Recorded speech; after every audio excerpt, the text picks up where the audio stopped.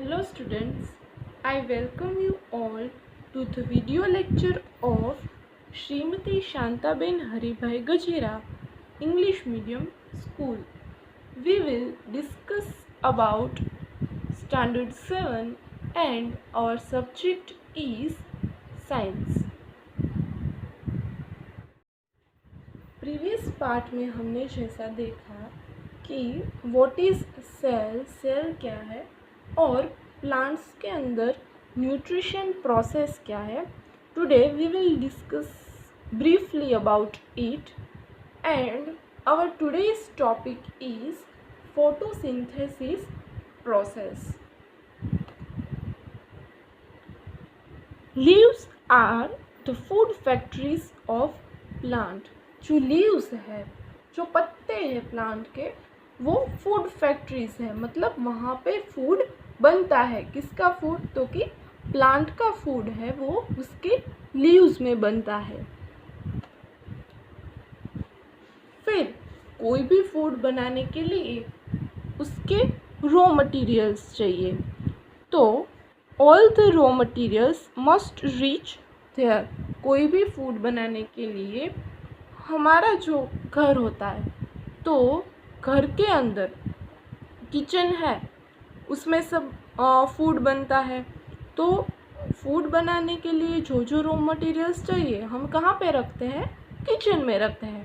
वैसे ही कोई भी प्लांट है तो प्लांट के अंदर फूड बनता है उसकी लीव्स में.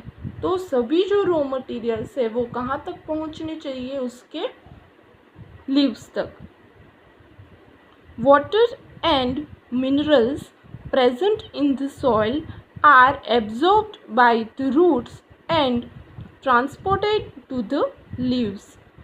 जो पानी है और डिफरेंट टाइप्स के जो मिनरल्स चाहिए, वो मिनरल्स उसके जो रूट है, कोई भी प्लांट का जो रूट है वहाँ से एब्जॉर्ब होता है, वहाँ से वो एब्जॉर्ब करते हैं और फिर उसको ट्रांसपोर्ट करते हैं. मतलब एक जगह से दूसरी जगह पे ले जाते हैं टू द लीव्स. पानी पूरी प्रोसेस के अंदर कौन कौन से रॉ मटेरियल्स चाहिए वो वन बाय वन मैं आपको डिस्क्राइब करूँगी. तो सबसे पहले चाहिए हमें पानी एंड मिनरल्स. तो पानी और मिनरल्स लीव्स को प्रोवाइड करने का काम करते हैं रूट्स. रूट्स क्या करते हैं कि जो ज़मीन में से पानी है और मिनरल्स है उसको सक करके, उसको एब्जॉर्ब करके उसको ट्रांसपोर्ट करते हैं लीव्स की तरफ. दूसरा चाहिए हमें carbon dioxide. Carbon dioxide from air is taken in through the tiny pores present on the surface of the leaves. Leaves जो हमें दिखाई देते हैं उसके अंदर छोटे छोटे पोर्स होते हैं. पोर्स यानी हम हॉल भी, उसको छोटा सा एक हॉल भी हम उसको बोल सकते हैं. तो लीफ के अंदर जो टाइनी पोर्स होते हैं उसके थ्रू जो एयर के अंदर कार्बन डाइऑक्साइड है, वो एयर के अंदर जो कार्बन डाइऑक्साइड है उसका वो यूज़ कर सकते हैं through the tiny pores present in the surface of the leaves. अब हमें पता ही है कि एयर है is one type of mixture. Air is one type of mixture. Air है वो एक जगह, एक तरह का मिश्रण है. उसके अंदर डिफरेंट गैसेस है वो आए हुए हैं. As we all know oxygen is present in air. What is the percentage of oxygen? 21%. Nitrogen is present in air. 78% nitrogen is present in air. And as we know, 0.04% carbon dioxide is also present in the air. और वही carbon dioxide का use करते हैं plants के जो leaves होते हैं वो. These pores are surrounded by guard cells. Such pores are called stomata. जो टाइनी जो पोर्स होते हैं वो गार्ड सेल से सराउंडेड होते हैं. पोर्स के सराउंडिंग में गार्ड सेल्स आए हुए होते हैं और वो छोटे छोटे पोर्स है उसे स्टोमेटा कहा जाता है। Water and minerals are transported to the leaves by the vessels which run like pipes throughout the root, the stem, the branches and the leaves. अब हमने देखा कि वाटर एंड मिनरल्स है वो तो रूट एब्जॉर्ब करता है, तो रूट है, कोई भी प्लांट का रूट है वो तो नीचे होता है, और तो लीव्स की तरफ उसको भेजना हो, उसको ट्रांसपोर्ट करना हो तो वो कैसे पॉसिबल है। तो जो water and minerals root absorb करता है वो छोटे छोटे वेसल यानी पाइप जैसा स्ट्रक्चर होता है, वो छोटे छोटे पाइप जैसे स्ट्रक्चर में होकर वो पानी है वो लीव्स तक पहुंचता है। ऐसा पाइप लाइक स्ट्रक्चर हमें कहाँ पे देखने को मिलता है, तो रूट में देखने को मिलता है, स्टेम में एंड ब्रांचेस और लीव्स में भी देखने को मिलता है। They form a continuous path for the nutrition to reach the leaf. वो एक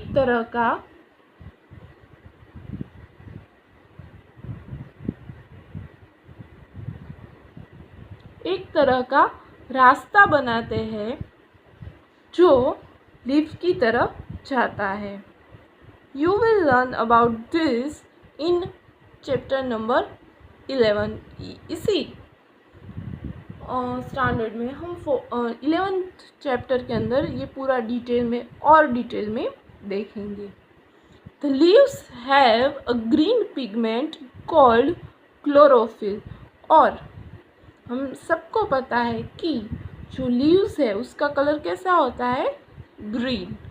वो लीव्स है वो ग्रीन क्यों दिखते हैं, क्योंकि लीव्स के अंदर एक ग्रीन कलर का पिगमेंट आया हुआ होता है, उसका नाम है chlorophyll. It helps leaves to capture the energy of the sunlight. और क्लोरोफिल क्या करता है कि सनलाइट है उसमें से एनर्जी है वो उसको प्लांट को ये पूरी फोटोसिंथेसिस प्रोसेस करने के लिए एनर्जी चाहिए, और वो एनर्जी उसको मिलती है सनलाइट में से। तो सनलाइट में से वो एनर्जी सक करता है, और किसकी वजह से ये पॉसिबल हो सकता है, क्लोरोफिल की वजह से। This energy is used to synthesis food from carbon dioxide and water. Since the synthesis of food occurs in the presence of sunlight, it is called photosynthesis.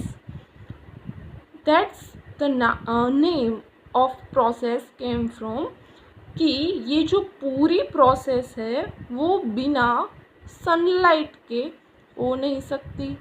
तो ये पूरी प्रोसेस होने के लिए मस्ट क्या है, सबसे ज़्यादा ज़रूरी क्या है, सनलाइट। तो इसी वजह से इस प्रोसेस का नाम है photosynthesis. So we find that chlorophyll, sunlight, carbon dioxide and water are necessary to carry out the process of photosynthesis. अब हमें पता चल गया कि पूरी फोटोसिंथेसिस प्रोसेस के लिए हमें कौन कौन से इंग्रेडिएंट्स बोल सकते हैं, इंग्रेडिएंट्स चाहिए। सो इंग्रेडिएंट्स आर क्लोरोफिल चाहिए, सनलाइट तो चाहिए ही चाहिए, कार्बन डाइऑक्साइड एंड वाटर। इसमें से एक भी नहीं होगा तो पूरी जो प्रोसेस है वो हो नहीं सकती। It is a unique process on the अर्थ। ये पूरी अर्थ के ऊपर एक सबसे ज़्यादा अलग प्रोसेस है। The solar energy is captured by the leaves and stored in the plants in the form of food. Thus, sun is the ultimate source of energy for all living organisms. सन के बिना, जैसा हमने पहले ही देखा कि sunlight के बिना ये पूरी जो प्रोसेस है वो कंप्लीट नहीं हो सकती।